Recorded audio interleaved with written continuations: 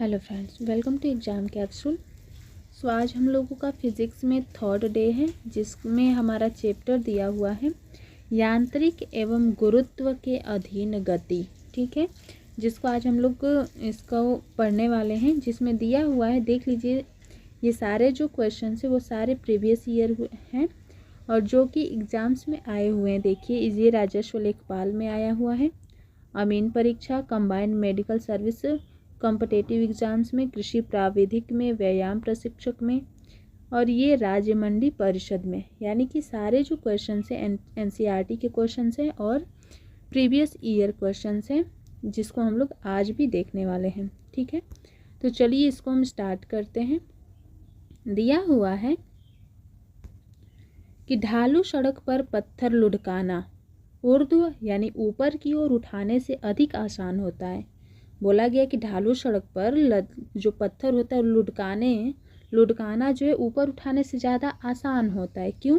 कि पत्थर को लुढ़काने में किया गया कार्य उसे उठाने की अपेक्षा जो है कम होता है। ठीक है, नेक्स्ट है कि नदी का बहता हुआ जल किस प्रकार की ऊर्जा संवहन करता है। तो वो नदी का बहता हुआ जल जब बह रहा है यानी उसमें गतिज ऊर्जा है।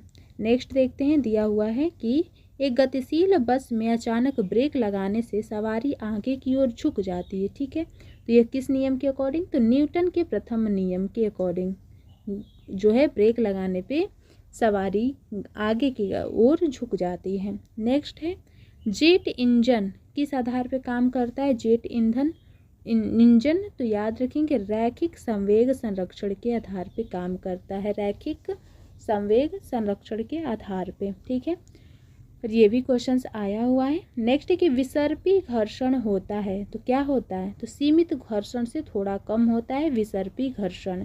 नेक्स्ट है कि एक साधारण लोलक की समय सीमा निर्भर करती है, किस पर निर्भर करती है? एक साधारण लोलक की समय सीमा तो लोलक की लंबाई पे। ठीक है, उसका आवर्तकाल भी निर्भर करता है लोलक की लंबाई पे। नेक्स्ट देखते हैं हम लोग, दिया है कि गति जो कुछ समय के बाद खुद को दोहराती है उसे क्या कहते हैं? ऐसी गति जो कुछ समय के बाद खुद को दोहराती है उसे कहेंगे आवधिक गति, आवधिक गति। ठीक है, नेक्स्ट देखते हैं, दिया हुआ है गुरुत्वाकर्षण नहीं है। क्या है? नहीं है गुरुत्वाकर्षण। तो कैसा? तो कृत्रिम उपग्रह के पास जो है गुरुत्वाकर्षण नहीं होता है। नेक्स्ट है कि स्थिर गति से दौड़ रही एक रेलगाड़ी में बैठा यात्री लंबवत ऊपर की दिशा में गेंद फेंकता है तो वह गेंद कहाँ गिरेगी? तो यात्री के हाथों में गिरेगी। नेक्स्ट है कि स्मॉल जी का न्यूनतम होता है, मान कितना होता है स्मॉल जी का? तो विषुवत रेखा पर न्यूनतम होता है। ठीक है, स्मॉल जी का मान न्यूनतम कहाँ होता है? तो विषुवत रेखा पर होता है।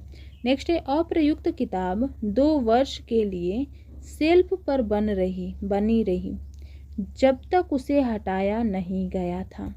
ठीक है, तो यह एक उदाहरण है जो दिया हुआ है कि एक जो शेल्फ पर बनी रही यानी कि वो विराम अवस्था में है तो विराम में रही, गति में है तो गति में रही। तो ये जो किसका एग्जाम्पल हो जाएगा? न्यूटन के गति के प्रथम नियम का हो जाएगा। नेक्स्ट है कि मैं दीवार पर मारने के लिए एक गेंद फेंकता हूँ तो वह वापस मेरे पास आ जाती है। तो यह किसका उदाहरण है? तो ये न्यूटन की गति का तृतीय नियम का उदाहरण है। ठीक है, प्रत्येक क्रिया के विपरीत प्रतिक्रिया बल लगता है तो गेंद फेंकता हूँ दीवार पर मारने के लिए तो वो वापस आ जाती है। नेक्स्ट है कि वह वेग जिससे उपग्रह पृथ्वी की गुरुत्वीय शक्ति से बाहर निकल जाए उसे क्या कहेंगे?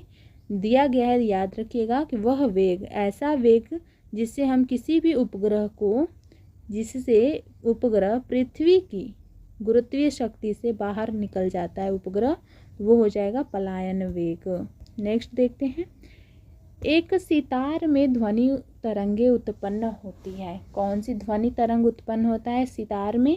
तो याद रखेंगे अप्रगामी एवं अनुप्रस्थ प्रकार की, अप्रगामी या अनुप्रस्थ प्रकार की। नेक्स्ट है, प्रत्येक क्रिया के लिए एक समान और विपरीत प्रतिक्रिया होती है। ठीक है, प्रत्येक क्रिया के लिए एक समान और विपरीत प्रतिक्रिया होती है। नियम किसने दिया था? तो न्यूटन ने।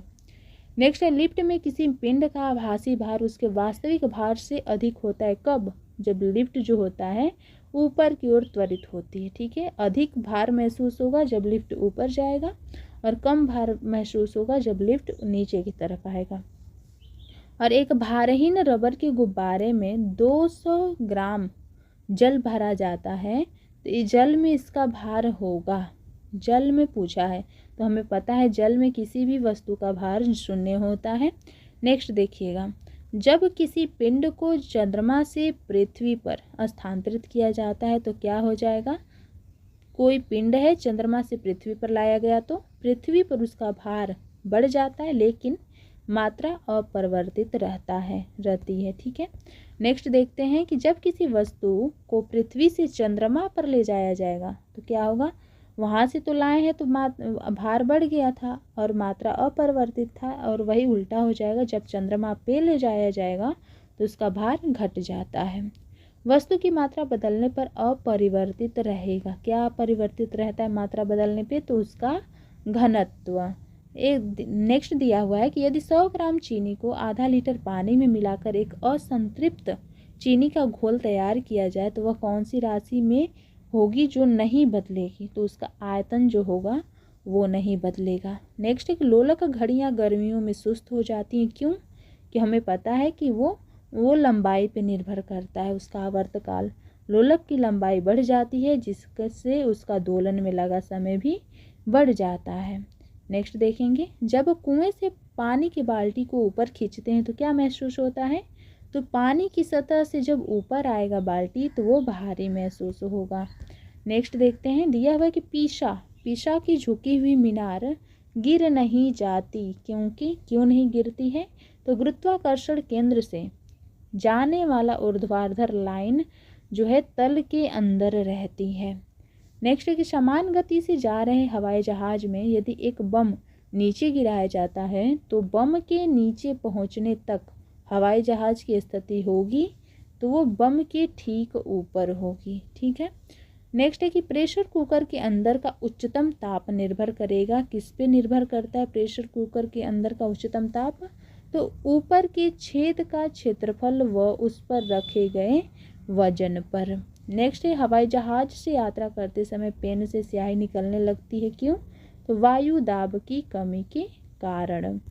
नेक्स्ट देखते हैं, दिया हुआ है रॉकेट कार्य करता है, किस पर कार्य करता है, तो संवेग संरक्षण सिद्धांत पे रॉकेट कार्य करता है।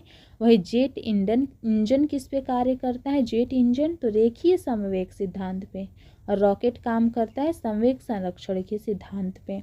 नेक्स्ट है कि यदि पृथ्वी का गुरुत्व बल अचानक लुप्त हो जाए तो परिणाम क्या होगा, तो वस्तु का भार शून्य हो जाएगा परंतु द्रव्यमान वही रहेगा। द्रव्यमान अपरिवर्तित लेकिन भार शून्य हो जाएगा। कब, जब पृथ्वी का गुरुत्वाकर्षण बल लुप्त हो जाएगा तब। नेक्स्ट है, यदि पृथ्वी और सूर्य की दूरी जो है उनके स्थान पर दोगुनी हो जाए, ठीक है, पृथ्वी और सूर्य की दूरी जो है जितनी भी दूरी है वो उसके स्थान पे अगर दोगुनी होती है तो सूर्य द्वारा पृथ्वी पर गुरुत्वाकर्षण बल जो पड़ता है वो होता कितना, कि अब जितना है उसका चौथा भाग हो जाता। ठीक है, नेक्स्ट देखते हैं, दिया हुआ है कि किसी वस्तु का भार ध्रुवों पर क्या होता है, अधिकतम होता है। वस्तु का भार ध्रुवों पर अधिकतम होता है और वही चले जाएंगे चंद्रमा पे तो वहाँ पे कम होता है। लोहे की गेंद, एक गेंद जिसका पृथ्वी पर भार 10 किलोग्राम है अंतरिक्ष में कितना होगा, तो वो शून्य हो जाएगा। मानव शरीर का भार अधिकतम होता है कहाँ पे, तो वही जब यहाँ की वस्तुएं वहाँ पे जाएगी तो अधिकतम होगा, तो ध्रुव पे। वायुमंडलीय दाब का अचानक गिरना क्या इंगित करता है, तो तूफान आने की संभावना को दिखाएगा जब अचानक से गिरेगा। एक व्यक्ति स्थिर जल में नाव में खड़ा है, यदि वह किनारे की ओर चले तो नाव क्या होगा, किनारे से दूर बढ़ेगी विपरीत दिशा में। पानी से भरे एक बीकर में एक बर्फ का टुकड़ा तैर रहा है, जब संपूर्ण बर्फ पिघल जाएगा तो क्या होगा, पानी का जो सतह है तो पानी की सतह अपरिवर्तित रहेगी। ठीक है, नेक्स्ट देखते हैं, दिया हुआ है कि एक व्यक्ति चलती रेलगाड़ी में इंजन की ओर मुंह करके बैठा है, वह एक सिक्का उछालता है जो उसके पीछे गिरता है तो रेलगाड़ी जो है चल रही है, कैसे, तो आगे गतिवर्धन के साथ उसकी गति आगे चलते हुए बढ़ रही है, तब जा कर के वो सिक्का जो है उसके पीछे गिरता है। नदियों में पानी के बहाव के लिए जिम्मेदार है, क्या जिम्मेदार है, तो घर्षण का बल जिम्मेदार होता है। पानी का घनत्व अधिकतम कितना होता है, तो 4 डिग्री सेल्सियस होता है। और वही जल का घनत्व कितना होता है, तो ये 277 केल्विन पर जल का घनत्व अधिकतम होता है। ठीक है, पानी का घनत्व अधिकतम होता है तो सेल्सियस में 4 डिग्री सेल्सियस, वही केल्विन में 277 केल्विन पर, याद रखेंगे। नेक्स्ट है, एक ट्रेन जैसे ही चलना आरंभ करती है तो उसमें बैठे हुए यात्री का सिर पीछे की ओर झुक जाता है, क्यों, वही स्थिरता का जड़त्व को वो फॉलो करता है। नेक्स्ट है, वायु शक्ति यानी विंड पावर में ऊर्जा का वह रूप जो विद्युत ऊर्जा में परिवर्तित होता है उसे क्या कहते हैं, तो गतिज ऊर्जा कहते हैं। नेक्स्ट देखते हैं, दिया है कि समुद्र में प्लवन करते हुए आइसबर्ग का समुद्र की सतह से ऊपर होता है, जो आइसबर्ग आइस का टुकड़ा होता है तो वो क्या होता है, 1/9 भाग जो है सतह से ऊपर होता है। अंतरिक्ष यात्री निर्वात में सीधे खड़े नहीं रह सकते, क्यों, वहाँ पे गुरुत्व नहीं होता है। जब एक चलयमान वस्तु का वेग 2 गुना हो जाता है तो उसकी गतिज ऊर्जा होती है कितनी, तो 4 गुनी हो जाती है। जब चलयमान वस्तु का वेग 2 गुना हो जाता है तो गतिज ऊर्जा 4 गुनी हो जाती है। एक अंतरिक्ष यान जो चक्कर लगा रहा है वहाँ से एक सीब छोड़ा जाता है तो वो क्या होगा, अंतरिक्ष यान से, तो अंतरिक्ष यान के साथ साथ उसी गति में गतिमान होगा। नेक्स्ट है, कलाई घड़ियों में प्रदर्शन युक्तियों में एवं पॉकेट कैलकुलेटर में क्या प्रयोग होता है, तो द्रव क्रिस्टल, याद रखेंगे, कलाई घड़ी हो या प्रदर्शन युक्ति हो या फिर पॉकेट कैलकुलेटर हो, उसमें द्रव क्रिस्टल का यूज होता है। नेक्स्ट है कि जब एक व्यक्ति उपग्रह में पृथ्वी के चक्कर लगाता है तो उसका द्रव्यमान अपरिवर्तित लेकिन भार जो होगा वो 0 हो जाएगा। नेक्स्ट है कि अपने कक्ष में एक उपग्रह बराबर पृथ्वी के चक्कर लगाता है तो वो कैसे, किस बल के कारण जुड़ा है, तो अभिकेंद्रीय बल के कारण। ठीक है, वो बराबर पृथ्वी के चक्कर लगाता है जो उपग्रह है। नेक्स्ट है कि एक वस्तु उस समय स्थित संतुलन में होती है जब वह एक समान वेग से चलती है। ठीक है, कोई वस्तु कब स्थित संतुलन में होगा, जब उसका वेग जो है एक समान वेग से चलेगा। नेक्स्ट, गैल्वेनोमीटर को किससे जोड़कर वोल्ट मीटर में परिवर्तित किया जाता है, गैल्वेनोमीटर को किससे जोड़ के वोल्ट मीटर में, तो उच्च श्रेणी में उच्च प्रतिरोध से जोड़ करके। नेक्स्ट है, किसी पदार्थ के डॉट को उस पदार्थ की सतह से एक इलेक्ट्रॉन को दूर करने के लिए लगने वाले आवश्यक काम की न्यूनतम राशि के रूप में परिभाषित किया जाता है, उसे क्या कहते हैं, कार्यफलन। नेक्स्ट, किसी प्रणाली पर लगाए गए बाहरी बल द्वारा उस प्रणाली को या एक प्रणाली के द्वारा किए गए ऊर्जा के यांत्रिक हस्तांतरण को क्या कहते हैं, तो काम कहते हैं। नेक्स्ट, किसी किए गए कार्य की दर होता है, क्या होता है, शक्ति होता है, किए गए कार्य की दर। नेक्स्ट है कि गिरते हुए नारियल, तेज रफ्तार कार, लुढ़कते पत्थर, उड़ते विमानों से ऊर्जा संबंधित होती है, कौन सी ऊर्जा, तो गतिज ऊर्जा, जो भी गति में है यानी गतिज ऊर्जा। यांत्रिक ऊर्जा, स्थितिज ऊर्जा और कौन सी ऊर्जा जो है ऊर्जा का योग है, तो जो गतिज ऊर्जा है, यांत्रिक ऊर्जा, स्थितिज और गतिज ऊर्जा, ये तीनों क्या है, ऊर्जा के योग हैं। नेक्स्ट है, किसी पिंड की गतिज और स्थितिज ऊर्जा उसकी किस ऊर्जा की घटक होती है, तो यांत्रिक ऊर्जा की।